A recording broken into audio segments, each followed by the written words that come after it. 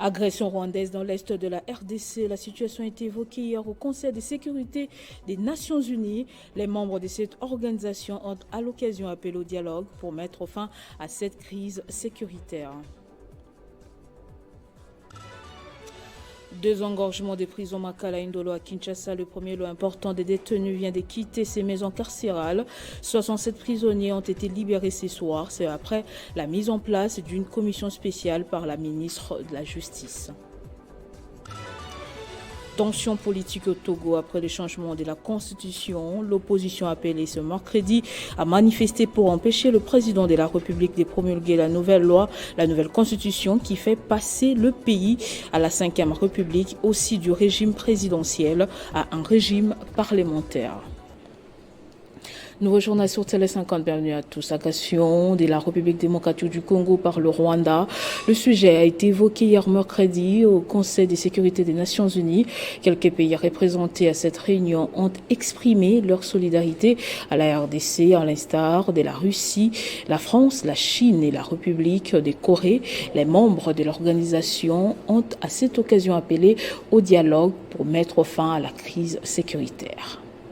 Lors de cette réunion qui a réuni les membres du Conseil de sécurité des Nations Unies, plusieurs points ont été abordés, mettant au centre la République démocratique du Congo, qui est ici représentée par son ambassadeur Zenon Mukongo. À sa prise de parole, celui-ci a axé son intervention sur la tripartite RDC-Angola-Rwanda, affirmant que la République démocratique du Congo n'acceptera pas des arrangements des façades destinés à perpétuer l'insécurité et la confusion qui encouragent la coalition RDF-M23 à poursuivre l'exploitation éhontée des séminaires stratégiques. Appelant au retrait inconditionnel des forces rwandaises et du M23 de la RDC, le représentant permanent de la RDC à l'ONU a déclaré que les conseils devaient exiger que les groupes déposent les armes. À cette même occasion, on note l'intervention du représentant de la Russie qui a insisté sur l'intensification des efforts de médiation pour surmonter les tensions entre Kinshasa et Kigali et a appelé à la cessation de toute forme d'interaction de l'État avec les groupes armés illégaux. La République de Corée, aussi représentée, a exhorté tous les groupes armés, en particulier les M23, à cesser immédiatement leur offensive dans la partie orientale de la RDC. À cette même occasion, la Chine et la France ont condamné la reprise des offensives du M23 ainsi que les soutiens du Rwanda à ces groupes. Intervenant à la même tribune, la représentante spéciale du secrétaire général de l'ONU en RDC, Bintou Keïta, a mis en garde contre la détérioration de la situation sécuritaire et humanitaire en République démocratique du Congo. En justice, après la mise en place d'une commission spéciale pour faciliter le désengorgement des prisons Makala Indolo par la ministre d'État en charge de la justice à l'issue d'une séance de travail avec les hauts magistrats civils et militaires le mardi dernier, l'heure est à l'action. Un premier lot des détenus vient de quitter ses maisons carcérales.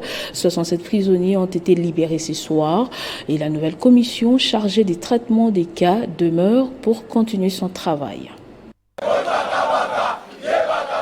C'était une journée pas comme les autres à la prison centrale des Makala, chose qui la rend particulière, la présence du procureur général près la cour des cassations Firmin Vondé. Accueilli à son arrivée par les directeurs de la prison centrale et les différents procureurs présents sur place, chargés de traiter les cas des prisonniers, question de désengorger la prison centrale. À sa prise de parole, le procureur général a expliqué aux détenus l'objectif de sa présence sur les lieux. Mokonzamboka tali inquiétude pe ekoti tata bana lobi ba magistrat botalanga likambo oyo. Et il a profité également de l'occasion pour annoncer les 67 prisonniers qui seront libérés. 67 personnes libérées ce soir, c'est infime, c'est quelque chose. Il y a une commission qui est ici pour voir les cas qui peuvent être éligibles à la libération. Ils sont libérés parce qu'ils répondent aux critères. Ils répondent plutôt aux critères tels que définis par la loi. Nous sommes des légalistes et nous obéissons à la loi. Et c'est sous l'impulsion du chef de l'État que nous sommes là. La loi veut que pour certaines infractions qui peuvent être traitées de manière à ce que soit elles se terminent par classement sans suite, parce que de fait bénin, soit par classement par amende traditionnelle ou pour une opportunité de poursuite, ce sont ces différents cas que nous sommes en train de voir pour qu'ils soient libérés. sur les cas des détenus ayant passé gratuitement plusieurs années en prison sans voir les magistrats. Firmin Vondé précise. Il y a un monsieur qui a déclaré avoir fait 20 ans sans voir les magistrats. C'est un condamné. Okay? On a suivi le cas. C'est un condamné du temps où il y avait déjà la cour d'ordre militaire. Vous savez, ça date de longtemps. Donc il y a ces mensonges qui transparaissent, qui transpirent certains prévenus, c'est bien dommage. Et des gens qui font 5, 10 ans sans voir les magistrats, j'ai dit tout à l'heure qu'ils n'avaient qu'à signaler les cas acquis de droit. Ces libérations ne sont pas les dernières, a indiqué Firmin Vondé, car la commission chargée des traitements des dossiers des prisonniers est encore sur place et d'autres détenus seront libérés dans un avenir proche. Théâtre de tension ce matin entre les forces de l'ordre et les étudiants des Lisaou sur l'avenue de la Libération à Kinshasa. En cause, la majoration des frais académiques. Les étudiants de l'Institut supérieur d'architecture et d'urbanisme étaient dans la rue pour exprimer leur mécontentement face à cette augmentation des frais académiques. Ils ont barricadé la route, empêchant ainsi le passage des véhicules, ce qui a troublé l'ordre public. Un calme précaire est revenu quelques heures plus tard.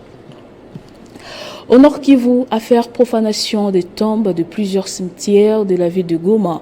Le gouverneur militaire de cette province, après plusieurs alertes, a fini par annuler les arrêtés désaffectant 2 cimetières de l'État au profit des privés.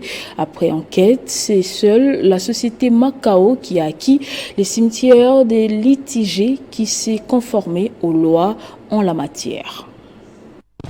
Alors qu'une rumeur circulait sur les réseaux sociaux, soit disant que le cimetière des Litéigé à Goma a été spolié et profané par un privé, qui est la société Macao.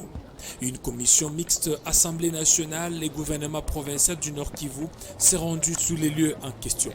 Objectif, se rassurer si oui ou non les accusations portées sur Macao sont fondées. Sous les explications de Bienvenu Bahati de cette société privée, il va expliquer qu'il avait acquis ce terrain après avoir octroyé à l'État congolais un espace de 10 hectares dans la cité des Saké en territoire de Massissi, où on devait enterrer les morts.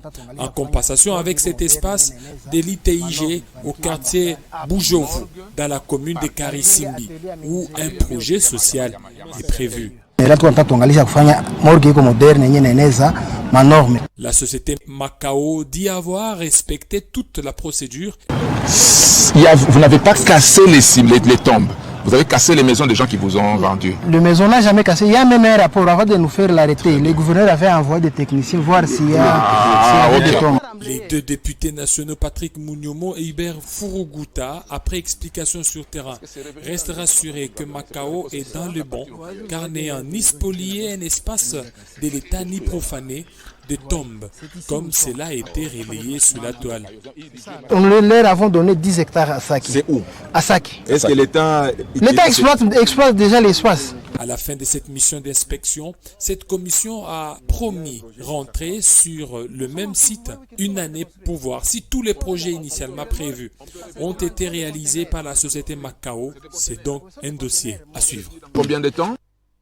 Et toujours dans cette province, les appels pour demander à la jeunesse de se désolidariser de groupes armés continuent. Les derniers en date, c'est celui du prophète Jules Moulindois de l'église Cité des Refuges qui est depuis un certain temps en tournée dans quelques villes de l'Est de la RDC, dont Butembo, Beni et Bunia. C'est pour une mission aussi évangélique que cet homme de Dieu est dans cette partie du pays.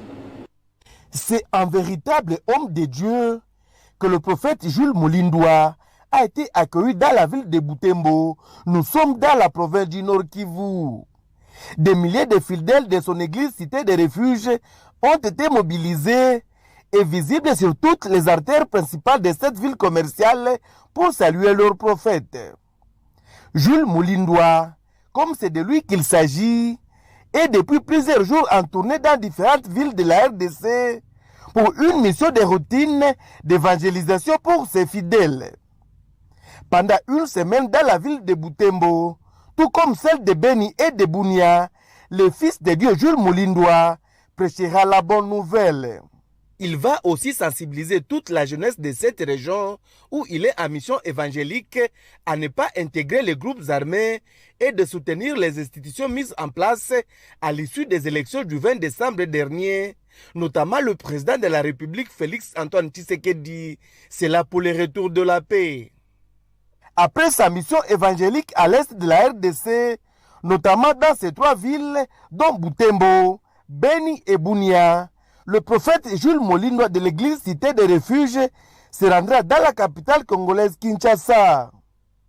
Il faut signaler que l'église Cité des Refuges est aujourd'hui implantée dans plusieurs pays du monde avec comme mission principale prêcher la parole de Dieu. Le Tanganyika connaît désormais les 5 membres du bureau de l'Assemblée provinciale. C'est à l'issue d'une longue plénière qui s'est tenue ce mercredi 27 et jeudi 28 mars. Le premier tour n'a pas produit des présidents du bureau, faute de majorité absolue, 12 contre 11, selon les règlements d'ordre intérieur de cet organe. Cyril Kimpu Awel est donc le président élu de l'Assemblée provinciale du Tanganyika.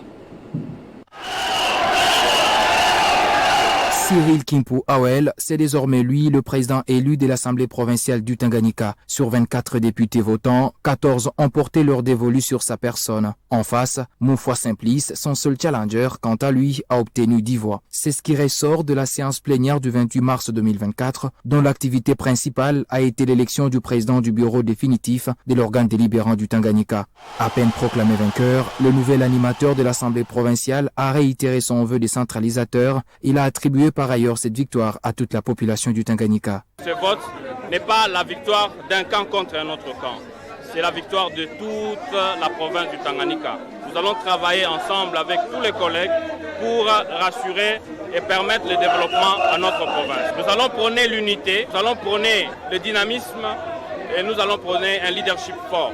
Cette plénière commencée le mercredi s'est poursuivie ce jeudi, faute de gagnant au sommet de l'hémicycle le 27 mars dernier, sur base de l'article 26 du règlement d'ordre intérieur qui parle de l'organisation du second tour en cas de manque de la majorité absolue à l'issue du dépouillement. Au premier tour, Cyril Kimpu a été légèrement battu par son challenger à la majorité simple, 11 voix contre 12. Dans cette première partie de la plénière, 4 membres du bureau ont validé leur ticket. Alvar Lubuli Kaluta est le vice-président, Goy Kayumba Elimbazi, rapporteur, Kafu Kalumba Frédéric, rapporteur adjoint, et Sakala Milambo Fidel a été élu questeur du bureau définitif. Transformant localement 40 000 tonnes de cuivre par an, la société Proton, basée à Kinshasa Limited, qui produit plus de 200 types de câbles Made in Congo, désormais certifiés mondialement par Kema Labs, a été visitée ce jeudi par le ministre de l'Industrie, Julien Paluku Kaongia, et ce, à sa grande satisfaction. Grâce à Lambo, signe ce reportage. C'est dans le cadre de la protection des industries locales que le ministre de l'Industrie, Julien Paluku Kaongia, a visité ce jeudi la société Proton Cabelec qui produit plus de 200 types de câbles Made in Congo basés à Limete. Des fils rigides et flexibles, des câbles rigides, flexibles et armés, ainsi que des conducteurs désormais certifiés mondialement par Kema Labs. Pour lutter contre les importations, le ministre de l'Industrie a invité la Société nationale d'électricité et d'autres établissements publics ainsi que les privés d'acheter des câbles produits à Kinshasa par la société Proton Cabelec grâce à la transformation locale du cuivre congolais, 40 000 tonnes par an. Nous sommes ici à l'entreprise Proton à Kinshasa qui transforme notre cuivre en câble électrique. Et la bonne nouvelle, c'est que cette entreprise vient d'avoir une certification internationale pour démontrer que tous les câbles produits ici à Kinshasa sont des câbles qui peuvent être utilisés dans toutes les entreprises à travers le monde. Que la capacité installée ici est de près de 4000 tonnes de cuivre à utiliser chaque année. Nous sommes à près de 350 employés qui sont ici. L'appel que je lance à tous les opérateurs économiques, à la Société nationale d'électricité de la RDC, c'est de pouvoir s'approvisionner ici parce qu'il est impensable que la SNEL et tous les opérateurs économiques continuent à sortir des devises pour aller acheter à l'extérieur alors que nous avons une production locale. Cette initiative du ministre qui s'inscrit dans le but de la protection et d'accompagnement de Proton a été saluée par les responsables de cette entreprise. Et puis le gouverneur intérimaire du Sud Kivu, Marc Malago, a mis en lumière les efforts du gouvernement provincial pour améliorer l'accès à l'eau potable. Déclaration faite lors d'une visite à l'usine des captages et des traitements de Morondo où il était accompagné du directeur régional Ignace Ilunga. C'est en marge de la célébration de la Journée mondiale des loups que le gouverneur intérimaire du Sud Kivu, Marc Malago Kachekere, a effectué une visite éclairante à l'usine des captages et des traitements d'eau de Murundu en territoire de Kabaré, où il était accompagné par le directeur provincial de la Régie des eaux, Ignace Ilunga. Sur place, Marc Malago Kachekere a parcouru les installations de la prise d'eau à la clarification et la désinfection jusqu'à la distribution, recevant des explications détaillées sur chaque étape du processus avant que l'eau ne soit propre à la consommation. La visite a été suivie d'une cérémonie importante présidée par les gouverneurs intérimaires qui, dans son discours, a souligné l'importance de l'eau avant de saluer la vision du président de la République, Félix Antoine Tshisekedi, qui tient à l'amélioration du secteur de l'eau. Avant toute chose, permettez-moi de rendre hommage au président de la République, chef de l'État, son Excellence Félix Antoine Tshisekedi Tshilombo, pour tous les efforts qui ne cessent de consentir à la recherche du bien-être de la population congolaise en général. De son côté, Ignace Ilunga, directeur provincial de la Régie des eaux au Sud Kivu, a mis en avant le projet d'addiction d'eau d'Mpungwe qui devrait durer 3 ans et pourra pallier au déficit dans la desserte en eau potable. À lui tout seul, ce projet est à mesure de résorber 80% de notre déficit en eau. Ces initiatives démontrent l'engagement du gouvernement provincial et des acteurs locaux à fournir un accès durable à l'eau potable, essentiel pour la santé et la prospérité des communautés du Sud Kivu. Visite d'itinérance du secrétaire général du parti politique agissant pour la République des Guilo-Ndomboyo dans les Hauts-Katanga. Richard Kamikalele invite le haut cadre du parti à travailler dans les seuls buts de rehausser l'emblème du parti. Le secrétaire général d'AREP a profité de l'occasion pour installer les nouveaux animateurs du parti sur l'ensemble de la province.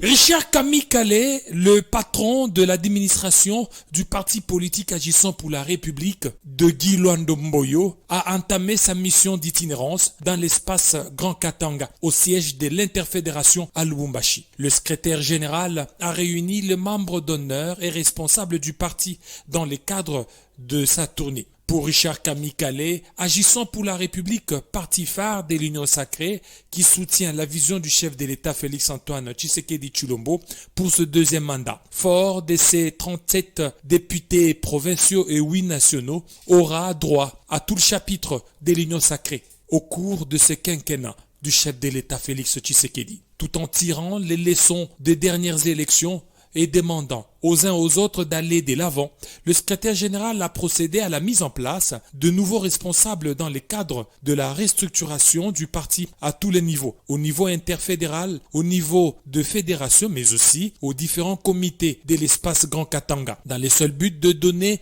un nouveau souffle à cette grande vision qui ne jure que sur l'accompagnement du chef de l'État Félix Tshisekedi et de son initiateur Guy Luando, appelant les animateurs au sacrifice et au dévouement derrière la grande vision de Guy Luando qui veut un parti grand et prospère. Le secrétaire général Richard Kamikale a ensuite donné les orientations stratégiques appelant encore à tous les membres à se mettre en ordre de cotisation car chaque fédération doit prouver sa maturité afin de matérialiser la grande vision de ce parti qui compte peser sur la scène politique congolaise. Le secrétaire général a encouragé les arpéens, membres d'honneur et cadres, les appelant au sens élevé du devoir envers AREP, surtout ceux qui assure la permanence au sein des différents sièges. Ce rassemblement s'est clôturé par les adhésions massives de nouveaux membres qui ont rempli immédiatement leurs fiches et se verront octroyer les cartes de membres. Le patron de l'administration AREP a promis de revenir dans le tout prochain jour pour installer l'école du parti dans le but de vulgariser les valeurs du parti Agissons pour la République de Guy Luando.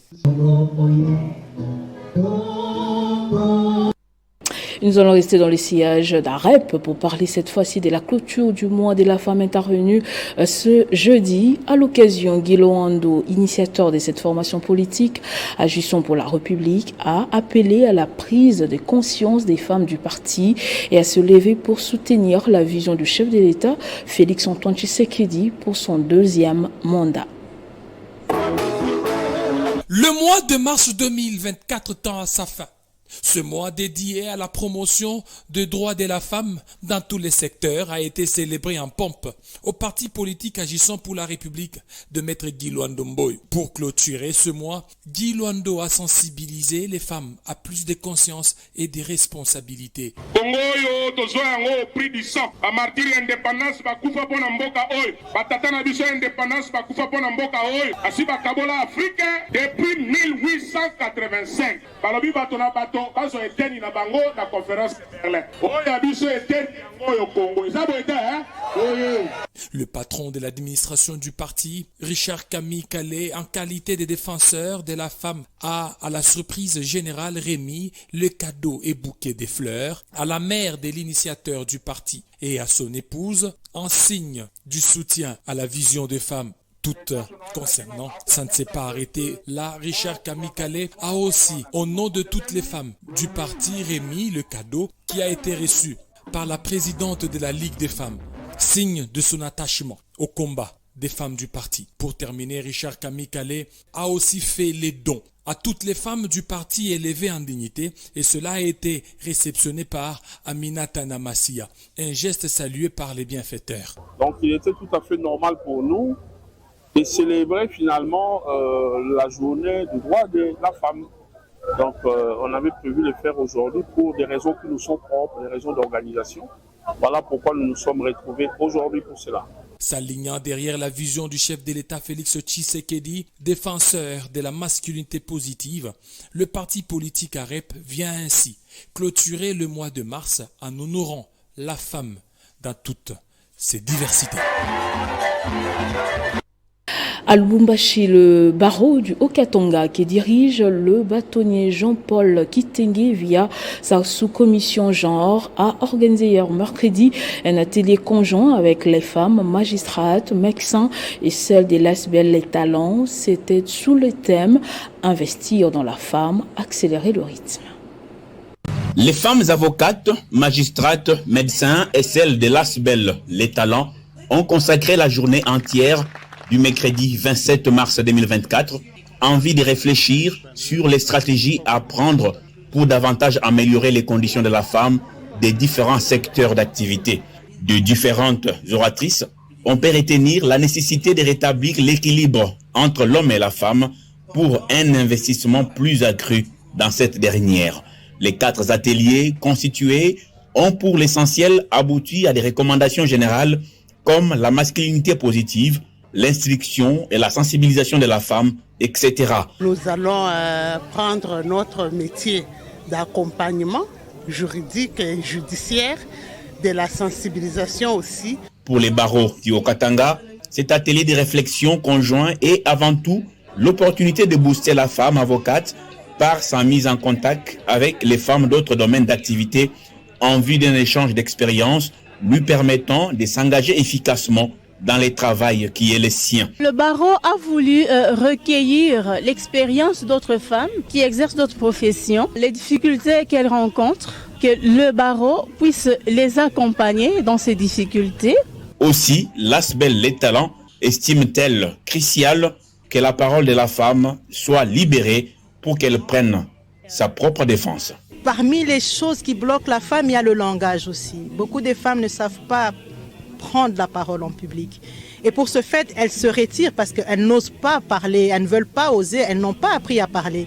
Et nous travaillons avec les étudiants dans ce sens-là. Et plus nous apprenons aux filles comment parler, comment se défendre en public, et plus tard, je suppose qu'on aura beaucoup de femmes qui peuvent prendre la parole en public, qui peuvent défendre leur point de vue, leur opinion, et ça nous aiderait à avoir un Congo meilleur. Au Togo, la tension politique monte après le changement de la constitution. L'opposition a appelé hier mercredi à manifester pour empêcher le président de la République de promulguer la nouvelle constitution qui fait passer le pays à la 5e République, aussi du régime présidentiel à un régime parlementaire. La situation demeure tendue au pays. Depuis l'adoption lundi par les députés togolais d'une nouvelle constitution selon laquelle le président de la République sera désormais choisi son débat par les parlements réunis en congrès pour un mandat unique des 6 ans, la tension ne cesse de monter. Plusieurs acteurs politiques trouvent que le Parlement, dont le mandat est arrivé à terme depuis décembre 2023, n'est plus légitime pour proposer, voire adopter une révision constitutionnelle. Certains observateurs de la scène politique togolaise imputeraient à l'actuel chef de l'État une intention des conservations des pouvoirs. Ils pensent que la nouvelle révision constitutionnelle serait taillée sur mesure et profiterait au président en place qui a pris les rênes du pays à la suite du décès de son père en février 2005. 48 heures après l'adoption de cette nouvelle constitution qui fait du pays un régime parlementaire, une conférence de presse a été organisée hier mercredi par des partis politiques de l'opposition et des organisations de la société civile, mais malheureusement dispersées par des gendarmes. Et avant de boucler ce journal, on va prendre cette page rose. Nous tenons à présenter nos vœux de bonheur, paix et prospérité à la célèbre journaliste Sylvie Bongo, au nom de notre directeur général et président provincial de l'UNPC Kinshasa, Jean-Marie Kassamba. Doyenne dans les métiers mêlant professionnalisme et famille, la chargée des finances de l'UNPC national est une des ressources sûres du métier dans les pays avec les nombreuses années d'expérience acquises pendant sa brillante carrière de journaliste. Heureux anniversaire Sylvie Bongo. Et ce journal est terminé, place au rappel des titres. Agression rwandaise dans l'est de la RDC. La situation a été évoquée hier au Conseil de sécurité des Nations Unies. Les membres de cette organisation ont à l'occasion appelé au dialogue pour mettre fin à cette crise sécuritaire. Désengorgement des prisons Makala Indolo à Kinshasa. Le premier lot important des détenus vient de quitter ses maisons carcérales. 67 prisonniers ont été libérés ce soir. C'est après la mise en place d'une commission spéciale par la ministre de la Justice. Tension politique au Togo après le changement de la constitution. L'opposition a appelé hier mercredi à manifester pour empêcher le président de la République de promulguer la nouvelle constitution qui fait passer le pays à la 5e République, aussi du régime présidentiel à un régime parlementaire. Merci de nous avoir suivis de partout. L'information reste en continu et en temps réel sur votre télévision.